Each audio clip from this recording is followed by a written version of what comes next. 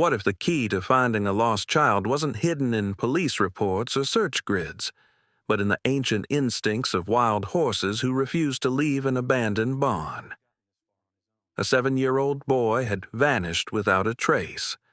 The search had consumed a town, but the horses knew. They had always known. What started as a strange pattern, dismissed as coincidence, would become an impossible rescue that defied every logical explanation and proved that sometimes the most profound wisdom walks on 4 hooves. This is a story of endurance, instinct, and the mysterious bond between the wild and the lost. If you believe in miracles that cannot be explained, only witnessed, please hit that like button and subscribe. It helps us share more stories of hope when hope seems impossible. The stretch of land north of Cooperville, Montana, was a place the modern world had forgotten.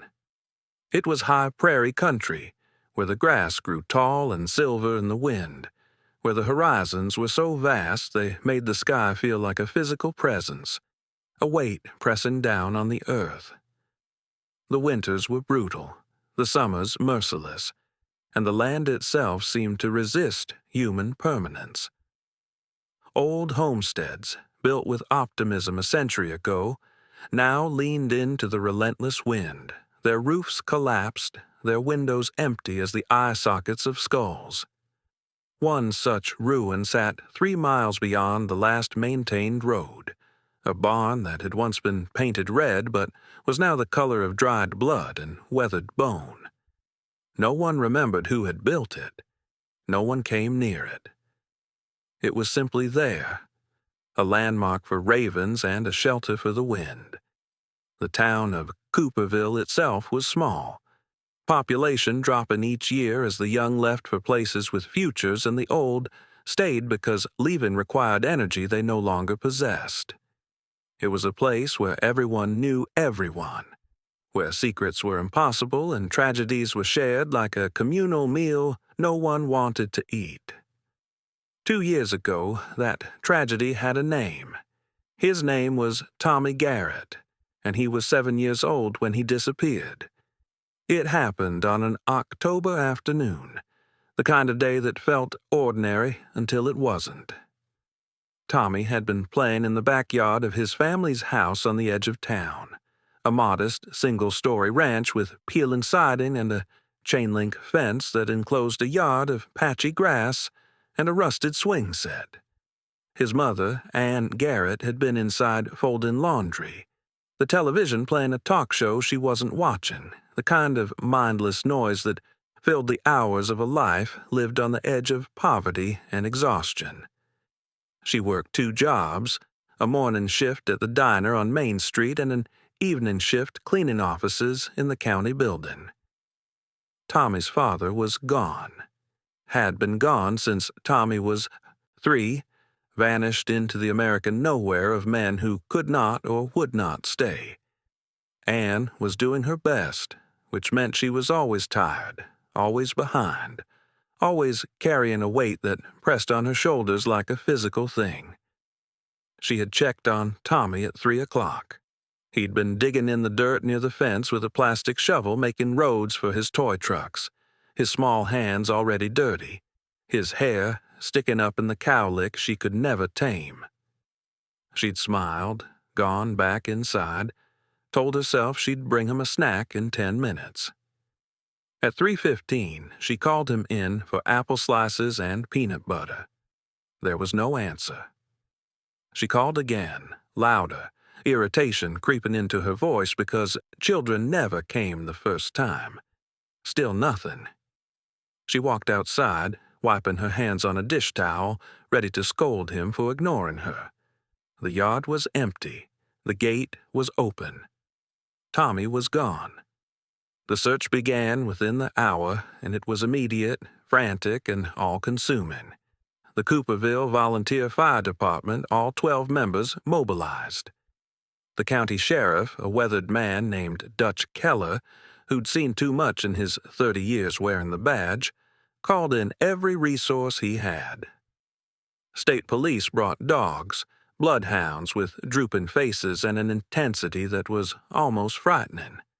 They picked up Tommy's scent in the yard, tracked it to the road, and then it simply vanished as if the boy had been lifted into the air. Search parties formed, lines of volunteers walking shoulder to shoulder through the fields, calling his name until their voices were raw and broken. Helicopters with thermal imaging cameras swept the land, looking for the small heat signature of a child. Divers checked the creek that ran through town, even though it was barely knee-deep. Every abandoned building, every culvert, every patch of brush was searched and searched again. The entire town stopped. Businesses closed. Schools canceled classes so teachers could join the search. And Garrett's face, already gaunt from years of struggle, became a mask of sleepless terror.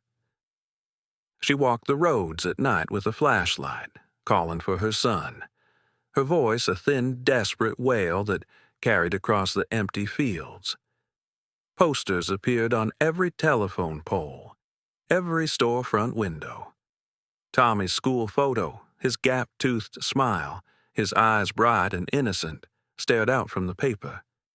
Missing, endangered. If you see this child. Days became weeks. The professional searchers left. The helicopters stopped coming. The volunteers who had jobs and families and lives began to drift away, their hope eroding like soil in the rain. The dogs found nothing. The cameras saw nothing. It was as if Tommy Garrett had been erased from the world. Theories multiplied like weeds. He'd been taken by a stranger, a predator passing through on the highway. He'd wandered off and succumbed to exposure in the high country, his small body hidden in some crevice or gully where the searchers couldn't reach. He'd fallen into an old abandoned well, of which there were dozens scattered across the prairie, hidden and deadly. Some whispered darker things, suspicions that turned neighbor against neighbor, old grudges rising to the surface.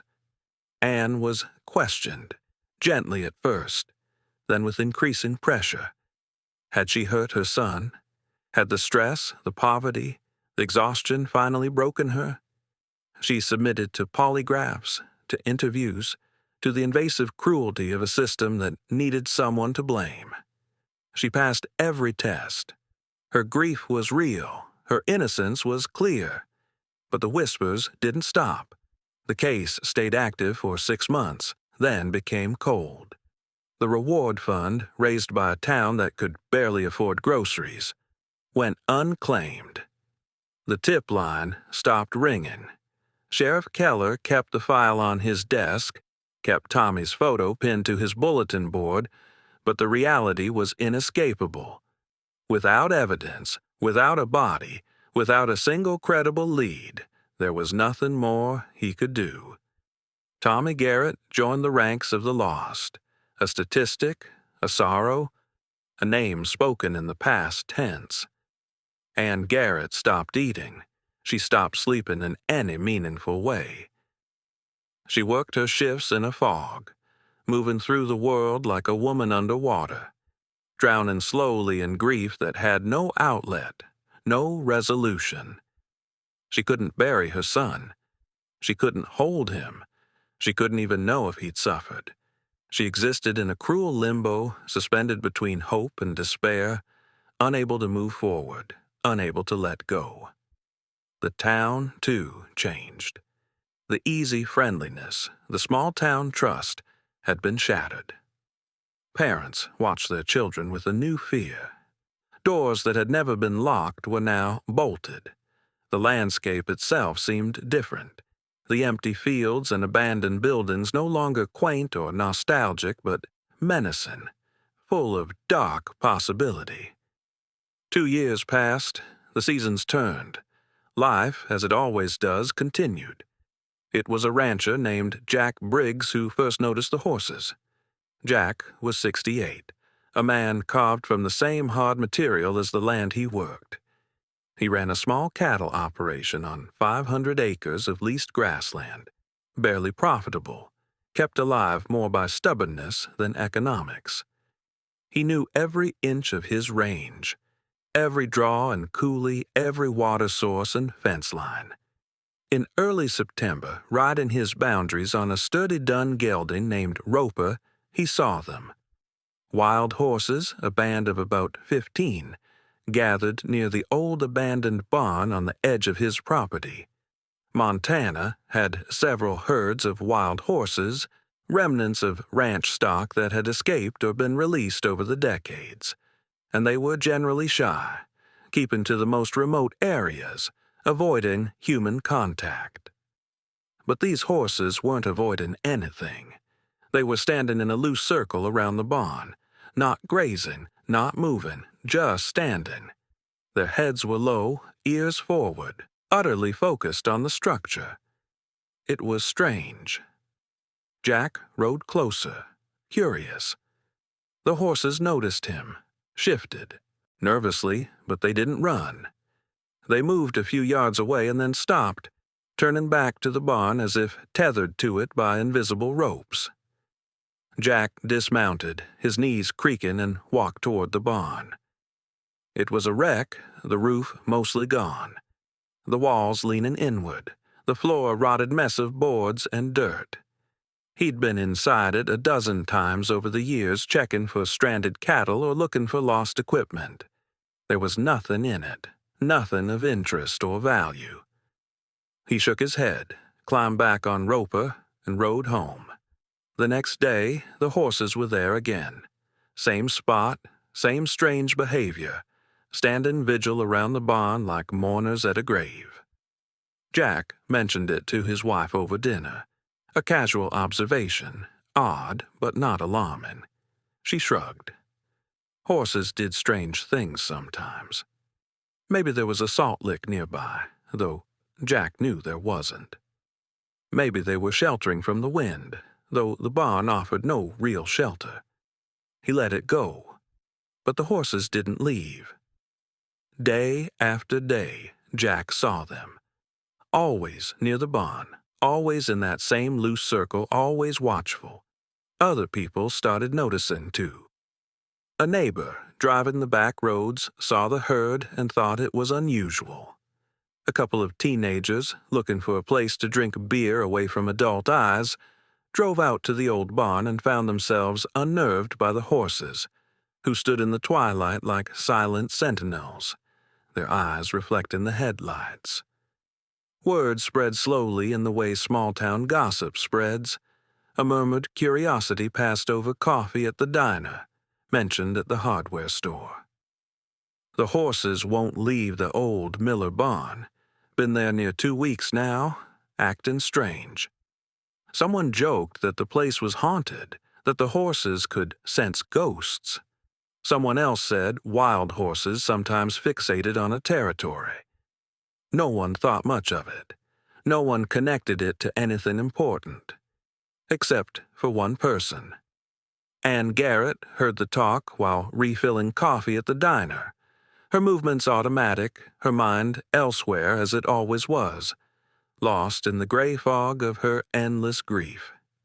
A customer, a ranch hand she vaguely recognized, was talking to his companion. Them wild horses is still out at Miller's old place, acting crazy. Just standing there, day and night, like they're guarding something. Won't leave for nothing. Ann's hand paused, the coffee pot hovering over the cup. Something in her chest, something that had been cold and dead for 2 years, flickered. It was not hope, not exactly. It was more primal, an animal instinct, a mother's intuition that defied reason. She didn't know why, couldn't have explained it, but the words echoed in her mind. Guarding something. Ann Garrett finished her shift in a daze, her mind racing, her heart pounding in a way it hadn't in 2 years. She didn't tell anyone what she was thinking because it sounded insane even to her. Wild horses standing near an old barn meant nothing. It was coincidence, Animal behavior, meaningless. But the thought wouldn't leave her. God and something. She drove home, changed out of her work uniform into jeans and a flannel shirt, and stood in her small kitchen, her hands shaking. She looked at the telephone, old and avocado green, bolted to the wall. She should call Sheriff Keller, tell him what she'd heard, let him dismiss it as the desperate fantasy of a grieving mother. But she didn't reach for the phone. She reached for her keys.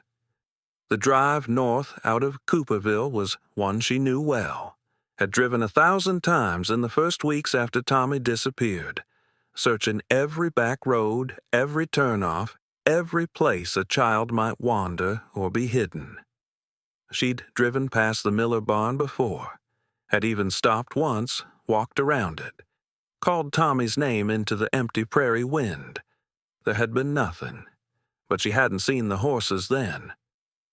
It was late afternoon when she reached the dirt track that led to the barn, the sun low and golden casting long shadows across the grass.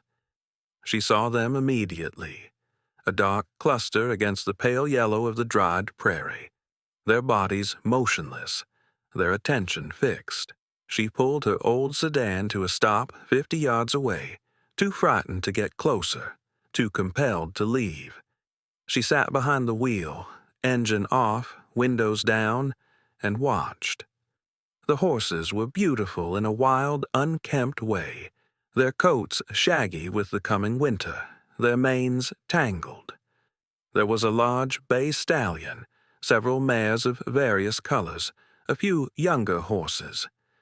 They stood in a loose semicircle facing the barn, and their stillness was unnatural, eerie. Horses were animals of movement, of grazing and fidgeting and interaction. These horses were statues. Anne's breath caught. She opened the car door slowly, the creak of the hinges obscenely loud in the quiet. The horse's ears swiveled toward her, but they didn't move. She took a step, then another, her boots crunching on the dry ground. The stallion turned his head, watching her with dark, intelligent eyes, and for a moment she thought he would charge, would drive her away. Instead, he simply watched. She kept walking, her heart hammering, her mouth dry. The barn loomed, a skeletal ruin against the sky, its shadows deep and impenetrable. She reached the edge of the structure, the horses now behind her, still silent, still watching. The air smelled of old wood and dust and something else, something faint and organic that made her skin prickle. The barn's interior was a chaos of collapsed beams and rotted boards, the floor uneven and treacherous. She stepped inside, her eyes adjusting to the gloom, and she called out, her voice breaking. "Tommy?" It was the first time in months she'd said his name aloud without crying. "Tommy, baby, are you here?" Silence. She moved deeper, stepping carefully, her breath shallow. In the far corner, where the walls met and the shadows were deepest, something moved. She froze, terror and hope warring in her chest. It moved again, a shift, a rustle of fabric. Anne stumbled forward, tripping over debris, falling to her knees in the dirt, and there, huddled in a nest of old hay and torn burlap sacks, was a child. He was filthy, his face streaked with dirt, his hair matted and long, his clothes little more than rags. He was thin, terribly thin, his eyes huge in his gaunt face, but he was alive. He was breathing, and when he looked up at her, when their eyes met, Anne Garrett saw her son. "Tommy," she whispered, and the world shattered and reformed in the same instant. The child didn't speak. He flinched when Anne reached for him, curling into himself, his arms wrapped around his knees. She stopped, her hands hovering in the air, her whole body shaken with the effort of not grabbing him, not crushing him to her chest. "Tommy," she said again, her voice soft, desperate. "Baby, it's Mama. It's me." His eyes, those huge haunted eyes, studied her. There was no recognition in them, no spark of memory. He looked at her the way a wild animal looks at a human, wary, calculating distance and threat. Anne's heart broke all over again. 2 years. He'd been here, or somewhere, for 2 years, and whatever had happened to him had taken her boy and left this frightened creature in his place. "Okay," she whispered, fighting to keep her voice calm even as tears streamed down her face. "Okay, sweetheart, I'm not going to hurt you. I'm going to help you. You're safe now." She moved slowly, sitting down on the filthy floor a few feet away from him, making herself small, non-threatening. She talked to him, a soft, continuous murmur, the way she used to talk to him when he was a baby, when words didn't matter, only the sound of her voice. She told him she loved him. She told him she'd been looking for him. She told him everything was going to be all right. The child, Tommy, her son, watched her. Minutes passed. The light outside was fading, the barn growing darker. Anne didn't move.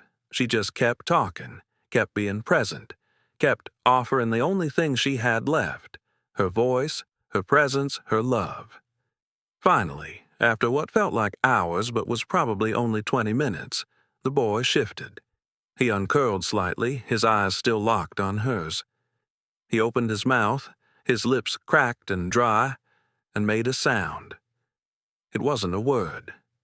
It was a small, broken whimper, the sound of something hurt beyond language. Anne's throat closed. Slowly, infinitely slowly, she extended her hand, palm up, fingers relaxed. She didn't reach for him. She simply offered. The boy looked at her hand. He looked at her face, and then, in a movement so tentative it was almost not a movement at all, he reached out. His small, dirty fingers touched hers. The contact was electric. Anne closed her hand gently around his, and he didn't pull away. She began to cry in earnest then, silent sobs that shook her shoulders, and she didn't care. She had her son's hand in hers. He was alive. Outside, the wild horses remained, their vigil unbroken as if they had been waiting for this exact moment. Anne didn't know how long they sat there, her hand holding his, the darkness deepening around them. She knew she needed to get him out, get him to a hospital, call for help. But she also knew that moving too fast, pushing too hard, could shatter the fragile connection they'd just made. So she waited, and she talked, and gradually, incrementally, the boy began to relax. She told him about the car outside. She told him she would take him somewhere warm, somewhere safe, somewhere with food and water. She asked if he could walk. He nodded, the first clear communication, and her heart soared. Slowly, supporting his weight as he stood on shaky legs, she guided him out of the barn. The horses parted as they emerged, creating a path, their bodies forming a corridor of protection. Anne wanted to thank them, to acknowledge what they had done, but words felt insufficient. She simply looked at the big bay stallion, met his dark eyes, and hoped he understood. The drive back to Cooperville was surreal, a dreamlike sequence that Anne would later struggle to remember clearly. Tommy, wrapped in a blanket she kept in the trunk, sat in the passenger seat, silent and small. She drove with one hand, the other resting on his shoulder, needing the physical contact to prove he was real.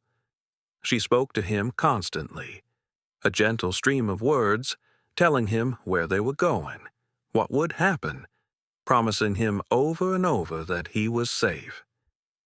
At the edge of town, she pulled into the parking lot of the county hospital, a small facility with a dozen beds and an emergency room staffed by a rotating cast of nurses and one overworked doctor.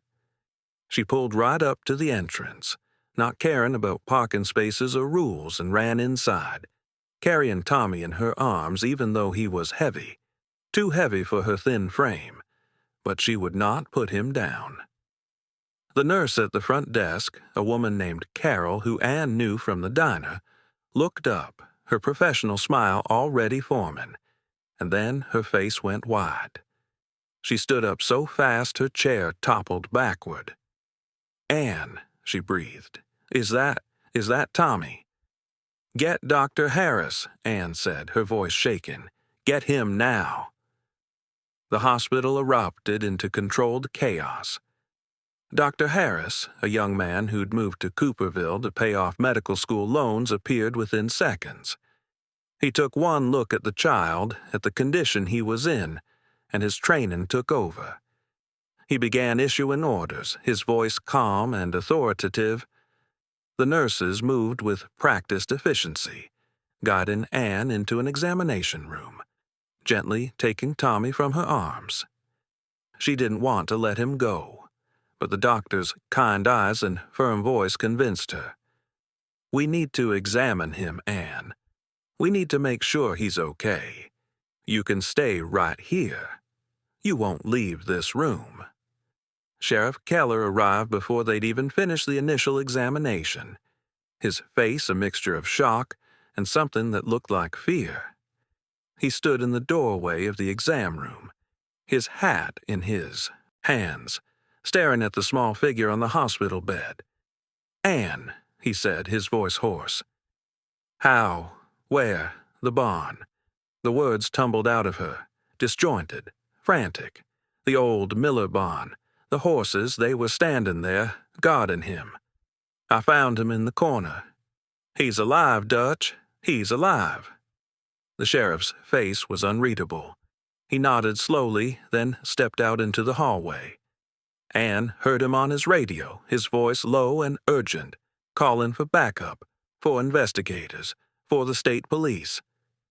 The words crime scene and evidence drifted back to her, and she realized with a cold clarity that this wasn't just a miracle. This was also a mystery, and possibly a crime. Dr. Harris worked quickly, checking vital signs, starting an IV to address dehydration, examining the boy with gentle hands. Tommy was severely malnourished, his body showing signs of long-term deprivation. He was dehydrated, his skin dry and flaking. He had sores on his feet, evidence of walking or crawling on rough surfaces, but he was alive, and his body, though damaged, was functioning. The doctor spoke in quiet tones to the nurses, ordering blood tests, x-rays, a full workup. Anne stood against the wall, her arms wrapped around herself, watching every movement, terrified that if she looked away, Tommy would disappear again. Hours blurred together. The small hospital filled with people, state police investigators, child protective services, a psychiatrist who'd been called in from a larger town 2 hours away. Anne answered their questions in a daze. No, she didn't know how he'd survived. No, she hadn't seen anyone else at the barn. Yes, the horses were real, still there when she'd left. She knew how it sounded. She could see the skepticism in their eyes, the unspoken questions. But she didn't care. Tommy was here. That was the only truth that mattered. By dawn, the initial crisis had passed. Tommy had been stabilized, cleaned, and moved to a private room. He still hadn't spoken, hadn't acknowledged anyone beyond that first tentative touch with his mother. The psychiatrist, a soft-spoken woman with graying hair, had examined him and delivered her preliminary assessment. He was suffering from severe trauma, she explained to Anne in the hallway outside Tommy's room, speaking in the careful, neutral language of her profession. The silence, the withdrawal, these were protective mechanisms. He'd been through something the human mind wasn't designed to handle, especially a child's mind. Recovery would be long, difficult, possibly incomplete. Anne listened, numb, She understood the words but couldn't fully process them. Tommy was alive. Everything else felt secondary. At 8 in the morning, Sheriff Keller returned to the hospital, his face gray with exhaustion and something else, something darker. He asked Ann to come to the waiting room, away from Tommy's room. She didn't want to leave, but a nurse promised to stay with her son, and Ann reluctantly followed the sheriff. He sat heavily in one of the plastic chairs, gesturing for her to sit across from him. "We found the barn," he said. "We've been processing it all night. And Ann, it's bad." She waited, her hands clenched in her lap. "The barn wasn't just a shelter," Keller continued. "Someone had been keeping him there, deliberately. There's evidence of long-term habitation, a makeshift cage in one corner, chains, locks, food wrappers, water bottles. Someone was bringing him supplies, keeping him alive, keeping him hidden." Ann's stomach lurched. "Who?" she whispered.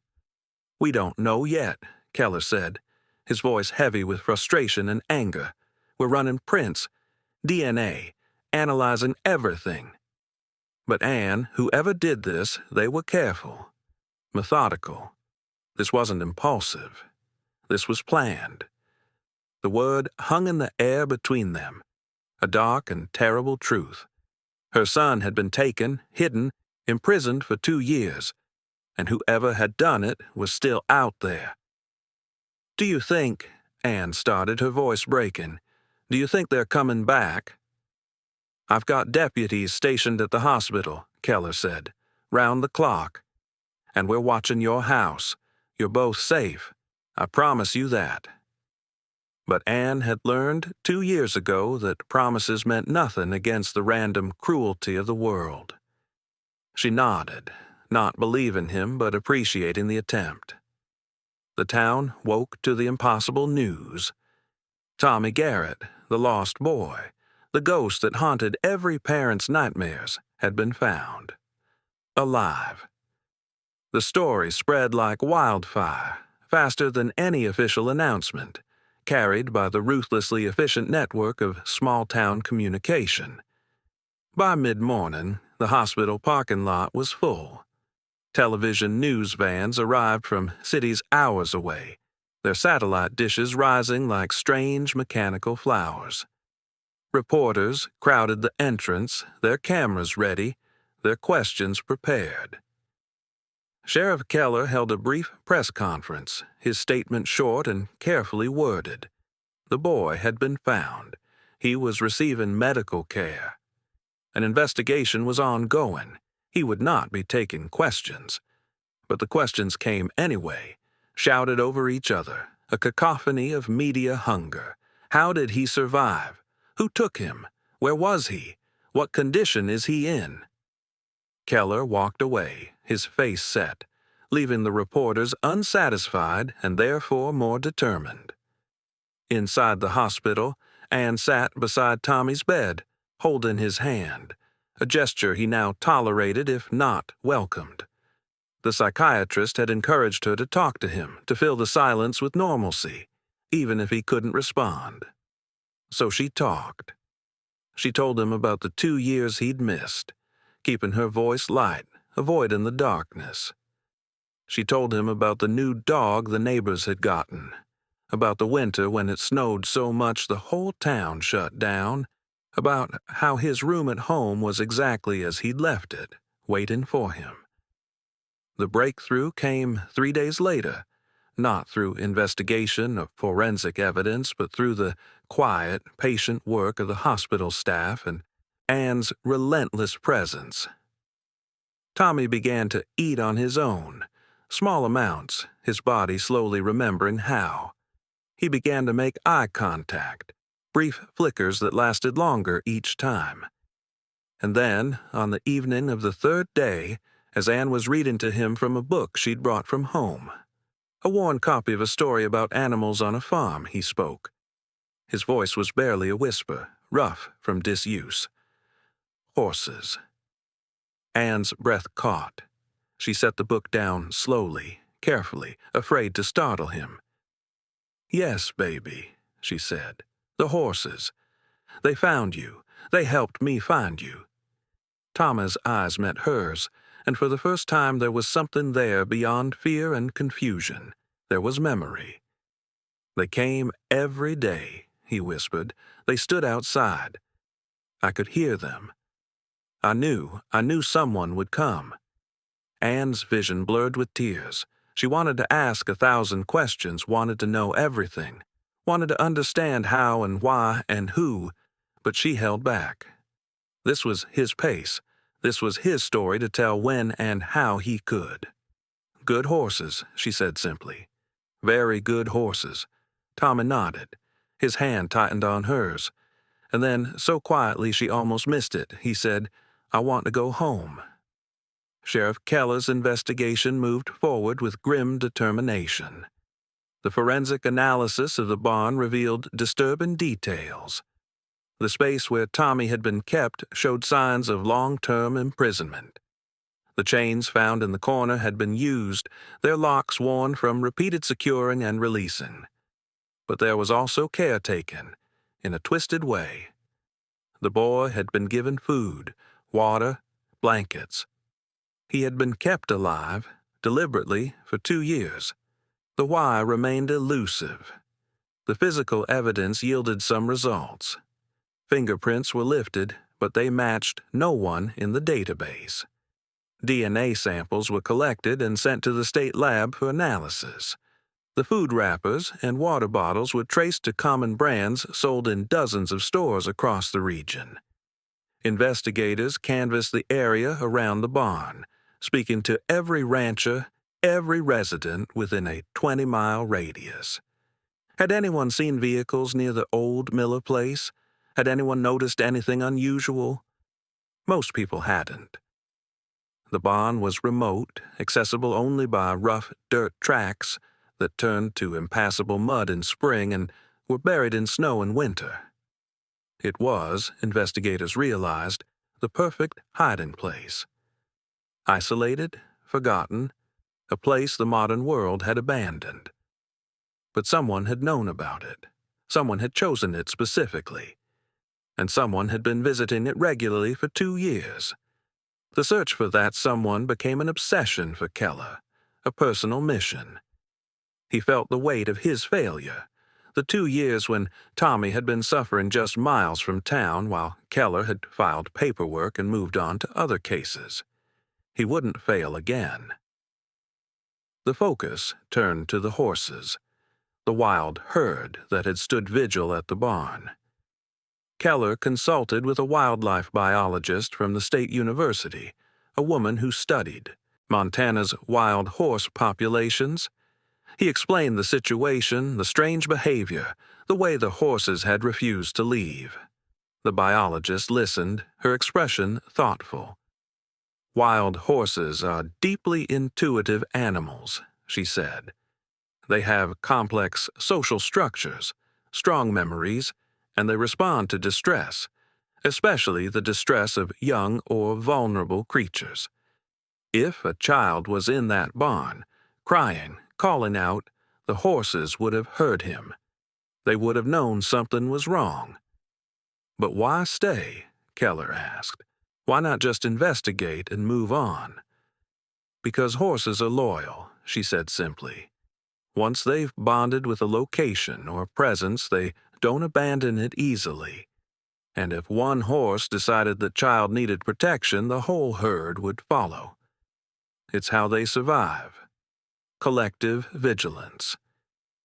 The theory made a kind of sense, though it felt insufficient to explain what had happened. Keller drove out to the barn himself, 3 days after Tommy's rescue. The crime scene tape still fluttered in the wind, bright yellow against the faded wood. The wild horses were gone, scattered back to wherever they'd come from, their purpose fulfilled. Keller stood in the empty prairie, the wind tugging at his jacket, and tried to imagine it. A child, alone in that dark space, calling out. Horses, hearing him, approaching, staying. A vigil that lasted not hours or days but weeks. And finally, their presence, strange enough to draw attention, to bring Ann Garrett to this place, to create the conditions for rescue. It was impossible. It defied rational explanation. And yet it had happened. He walked into the barn, now empty of investigators and equipment. The space where Tommy had been kept was marked off, but Keller could still see it, the nest of torn fabric, the marks on the dirt floor. He tried to imagine 2 years here, the loneliness, the fear, the slow erosion of hope. He tried to imagine what would drive a child to keep calling out, to keep believing someone would come. And he tried to imagine the horses wild and free, choosing to stay, choosing to bear witness. Back at the hospital, Tommy's recovery continued in small, hard-won increments. He began to speak more, though his words came slowly and his stories were fragmented, confused. He remembered being taken, but the details were murky. A person, he said, but he couldn't describe them. A voice, but he couldn't say if it was male or female. He remembered being put in a vehicle, remembered the barn, remembered the darkness. He remembered being given food and water, but irregularly, unpredictably. Sometimes days would pass with nothing. Sometimes there was plenty. There was no pattern, no logic he could discern. He remembered screaming until his voice was gone. He remembered trying to escape, to break the chains, to force open the door. He remembered giving up. And then he remembered the horses. They came in the spring, he told Ann, his voice soft, his eyes distant.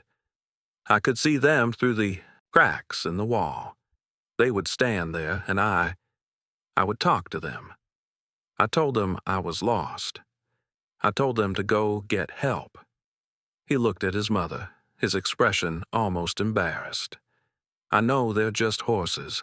I know they can't understand. But it made me feel better to have someone there. Ann's throat tightened. They understood, she said.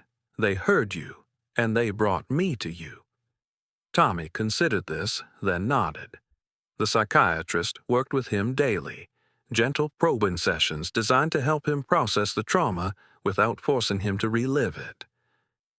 She warned Ann that recovery would not be linear.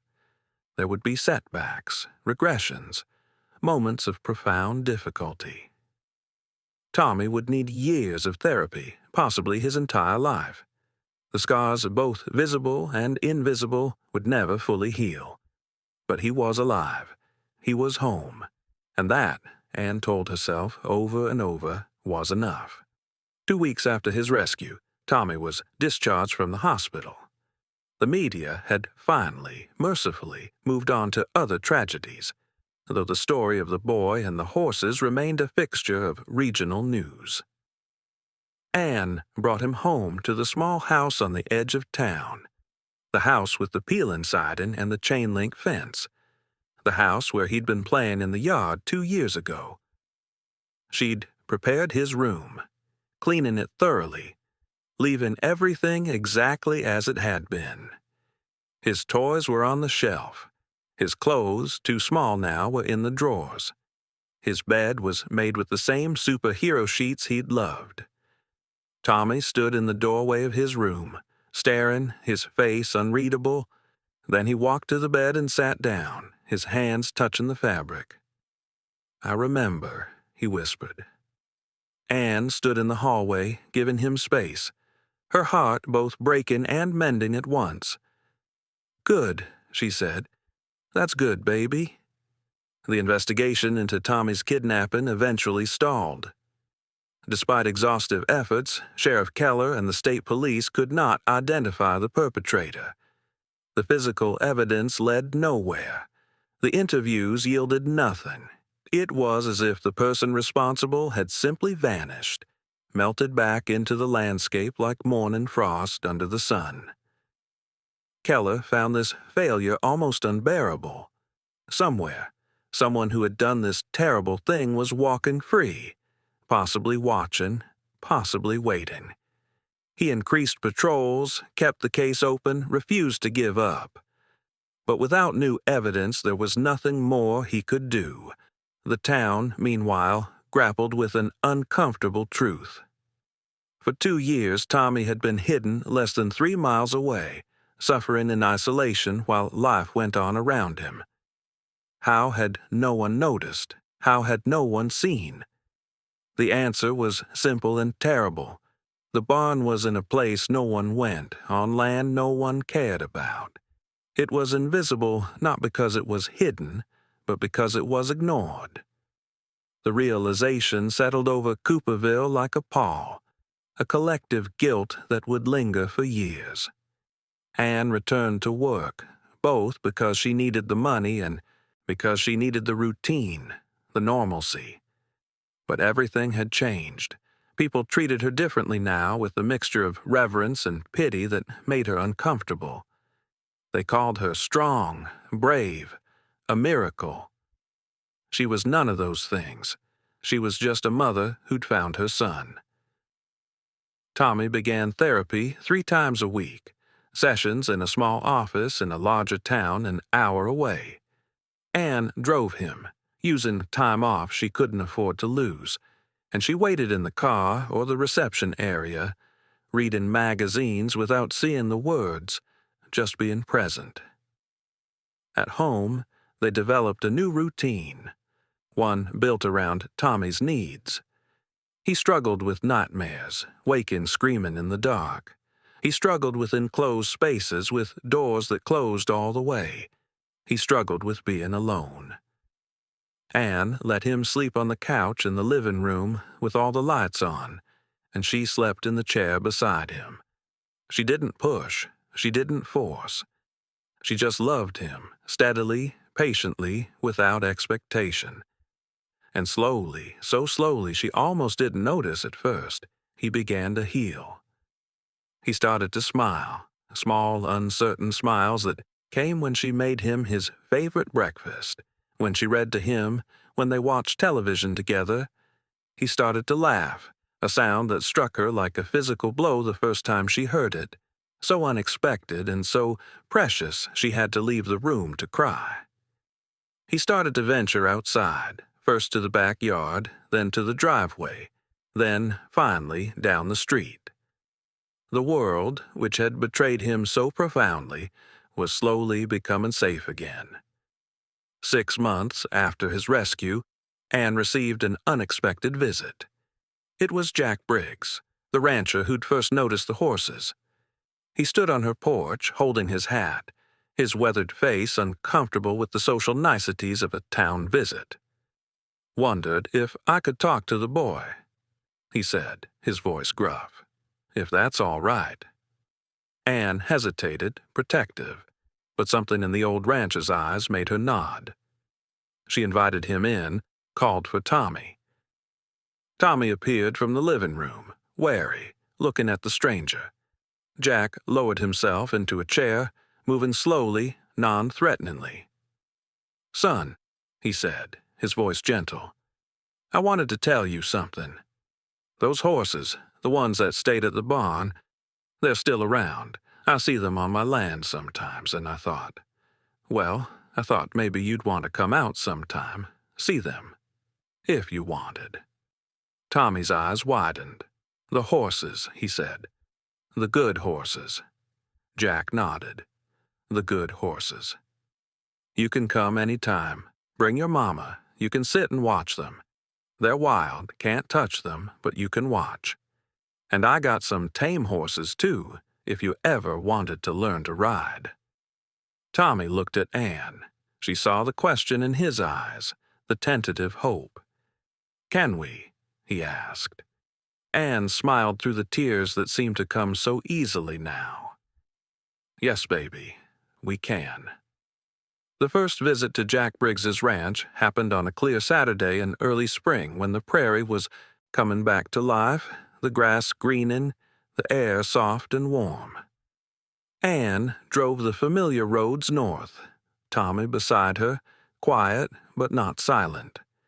He'd ask questions during the week about the ranch, about the horses, about whether they would remember him. She'd answered as honestly as she could. She didn't know if horses could remember. She didn't know if these were even the same horses. But she knew that going back, facing that landscape, was important. Necessary. Jack met them at the gate, waving them through. He'd set up a spot near his barn, a comfortable place with chairs and a view of the pastures. They sat, the three of them, and waited. For a while, there was nothing but the wind and the distant call of meadowlarks. Then, from a draw to the east, they appeared. The wild herd, a dozen strong, moving in a loose group across the open land. Tommy stood up, his body tense, his eyes locked on the animals. "There," he breathed. "That's them." The horses grazed slowly closer, their movements unhurried, natural.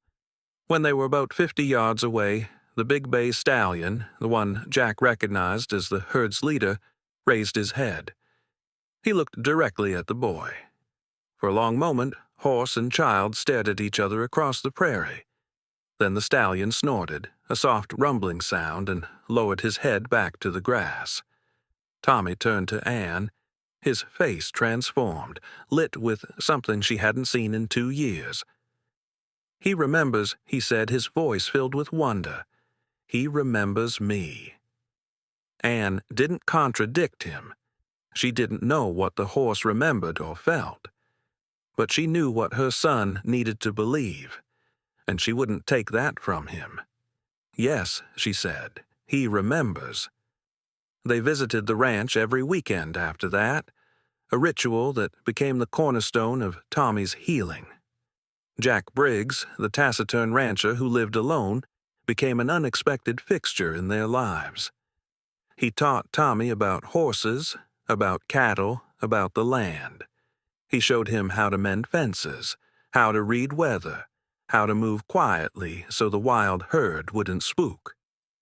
He never asked Tommy about what had happened, never pushed for details. He simply offered his presence, his knowledge, and the vast healing space of the prairie. Anne watched her son transform. The nightmares became less frequent.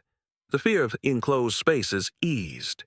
He began to talk more freely, to laugh more easily, to reclaim pieces of the childhood that had been stolen from him. And through it all, the horses were there, a wild constant, a reminder that he had not been abandoned, that he had been seen, that he mattered. The investigation into his kidnapping remained open, a frustration that gnawed at Sheriff Keller. But Anne found she could not hold on to her anger. Whoever had done this had taken 2 years from her son, but they had not taken his life. They had not broken him completely, and in some strange, inexplicable way, they had led to the horses, to Jack, to a path forward that she could never have imagined. On a warm afternoon in late summer, nearly a year after Tommy's rescue, Anne sat on Jack's porch watching her son. He was in the pasture, walking slowly toward the wild herd. They didn't run. The bay stallion lifted his head, watching, and then allowed the boy to approach within 10 feet, closer than anyone else had ever gotten. Tommy sat down in the grass, cross-legged, and simply watched the horses. They watched him back. In that moment, Anne understood something profound. Her son had been lost, and he had been found. But the finding wasn't a single moment. It wasn't the barn or the hospital or coming home. The finding was this, an ongoing process of reconnection, of learning to trust the world again, of discovering that even after the worst darkness, there could be light, there could be healing, there could be wild, beautiful creatures who, for reasons no one could fully explain, had chosen to stand guard over a lost child. The story of Tommy's rescue spread far beyond Cooperville, carried by news outlets and social media, transformed and mythologized in the retelling. People called it a miracle. They called the horses angels. They called it proof of divine intervention, of animal wisdom, of the mysterious ways the universe worked to protect the innocent. Anne heard all these interpretations and said nothing. She knew the truth was both simpler and more complex. The horses had heard a child in distress. They had stayed. That was all, and it had been everything. As time passed, the investigation officially went cold. Sheriff Keller retired, though he kept Tommy's case file, kept the photos, kept hoping that someday, somehow, there would be a break. But there never was. The person who had taken Tommy, who had kept him in that barn, who had vanished like smoke, remained unknown. It was an unsatisfying ending to a story people wanted to tie up neatly. But Anne had learned that life rarely provided neat endings. Tommy grew. By his 10th birthday, he was strong, healthy. The physical signs of his ordeal faded, if not entirely gone. He was quieter than other children, more serious, but he had friends. He went to school, he laughed, he lived. The nightmares still came sometimes, but they were rare. The therapy continued, would probably always continue in some form. He would never be the child he would have been if those 2 years hadn't happened. But he was himself. And he was here. And that was more than Anne had dared hope for in those dark months and years. The wild horses remained on the prairie, moving with the seasons, free and untamed. Tommy visited them often, sometimes with Anne, sometimes with Jack, sometimes alone, sitting in the grass and watching them graze. He never tried to catch them or domesticate them. He understood, in a way that adults often didn't, that their wildness was essential, that it was the source of whatever had driven them to stay, to watch, to wait. On the anniversary of his rescue, Anne and Tommy drove out to the old Miller barn. It had been officially condemned. Yellow signs declaring it unsafe, though no one had bothered to tear it down. They sat in the car, looking at the structure, and Anne waited to see what Tommy would say, if he wanted to go closer, if he wanted to leave. "I'm not scared of it," he said finally. "It's just a barn. It's not the barn that hurt me. It was a person. And the person is gone." Anne nodded. "Do you want to leave something here?" she asked. "A memorial or something?" Tommy thought about this. "No," he said. "I want to leave it empty. I want it to fall down and disappear. I want it to be nothing." So Anne started the car, and they drove away, and neither of them looked back. The story, as far as the town was concerned, had a happy ending. The lost boy found, the family reunited, the horses forever part of local legend. But Anne knew that happy ending was too simple a phrase for what they were living. Tommy had survived, yes, but survival and healing were not the same thing, and healing was not the same as forgetting. They lived now in a state of gratitude mixed with vigilance, joy shadowed by memory, hope tempered by knowledge of how quickly everything could be taken away. And yet, in quiet moments, sitting on Jack's porch watching the sun set over the prairie, watching Tommy laugh at something Jack said, watching the wild horses move like liquid shadow across the grassland, Anne felt something she'd thought she'd lost forever. She felt peace. Not the naive peace of before, when she'd believed the world was fundamentally safe, but a deeper peace, earned through suffering, built on the knowledge that even in the darkest places, even when all seems lost, there are forces in the world, forces of loyalty and instinct and inexplicable grace that work toward the light. The horses had stood vigil. They had refused to leave. And in their refusal they had saved a child's life, If you believe, as Anne now did, that there are mysteries in this world that cannot be explained, only witnessed and honored, then please share this story. Because some miracles are too important to forget, and some acts of loyalty, whether they come from human hearts or wild creatures on the prairie, deserve to be remembered forever.